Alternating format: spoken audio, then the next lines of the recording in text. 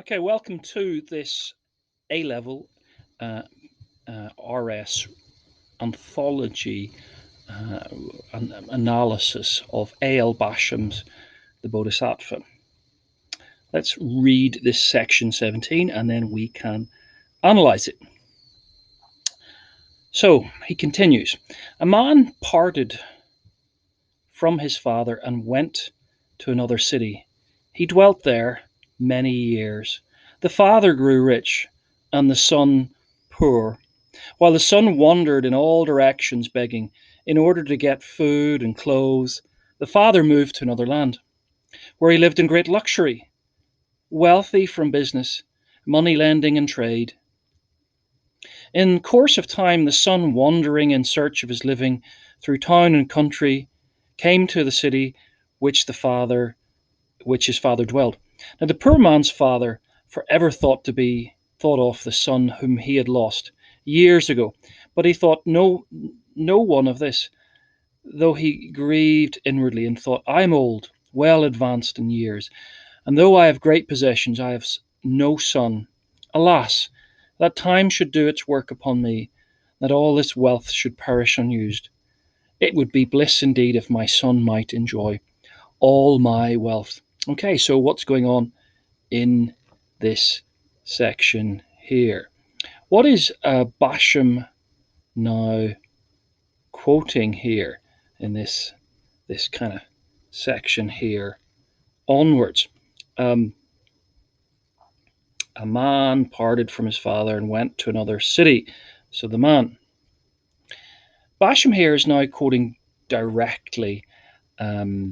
This is chapter 4 of the Lotus Sutra. This is this particular parable, one of the 7 parables, cautionary tales, polemical texts, designed in many ways to preach to the converted, as it were, the Mahayana, possibly living in the same institutions as Theravada, same building, same viharas.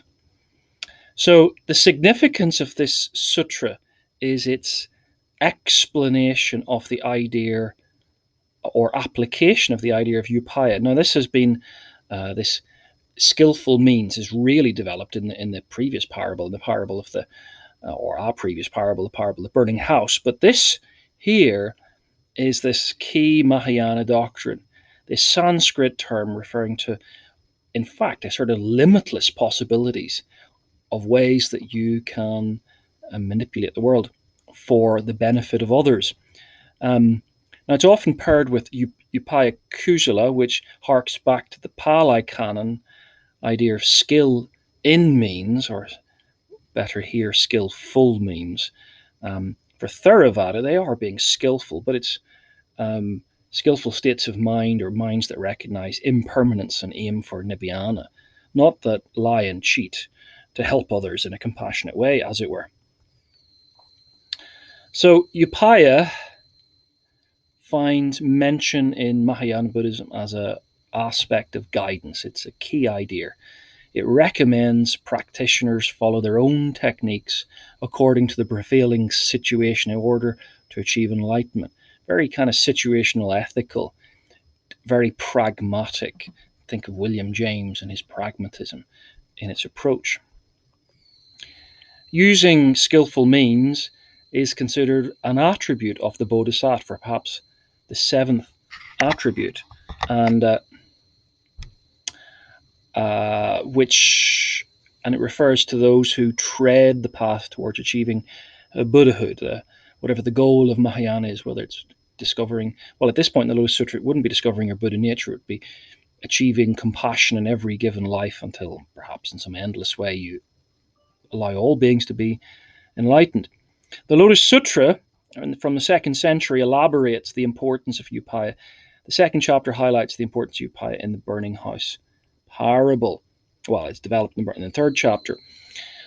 A Mahayana practitioner may use this expedient means, upaya, to ease the suffering of others who are not yet on the Bodhisattva or practicing the Bodhisattva ideal, to teach them true and better and more perfected Mahayana Dharma.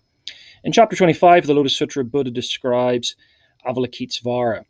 How Avalokitesvara is the ultimate example of upaya. He changes his form to meet the needs of the student. And this is important because if a monk is needed, the Bodhisattva becomes a monk, for example.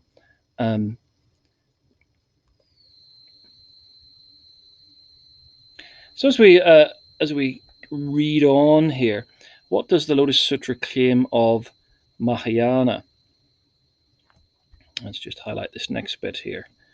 The father grew rich and the son grew poor, and many years in another city. Well, here we have again this rhetoric. All that is all about affirming, confirming the status, the credibility, the impressiveness of Mahayana, and the opposite of Theravada. Polemics, in other words.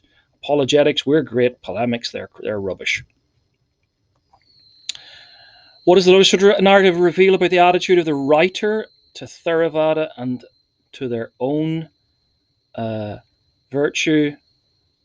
As we read on, he lived in great luxury and wealthy from his business.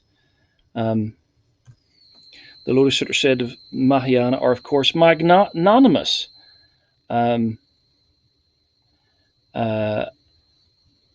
Who always willing to accept the Theravada who discover the insufficiency of their doctrine. The son wandered in all directions, begging. How insufficient is the Theravada doctrine? What is the wealth, and can it be transferred? Well, in the Lotus Sutra, writers think if only Mahayana could discover how much better Mahayana is to Theravada. In Theravada, you're poor because no one can give you. Whereas in Mahayana, what does it say in the text here? The poor man's father forever thought of the son whom he had lost, probably thinking, I could give him so much. I could transfer my merit. There's no real idea of merit transference in Theravada. A little bit, but not real. In Mahayana, merit transference is the big thing.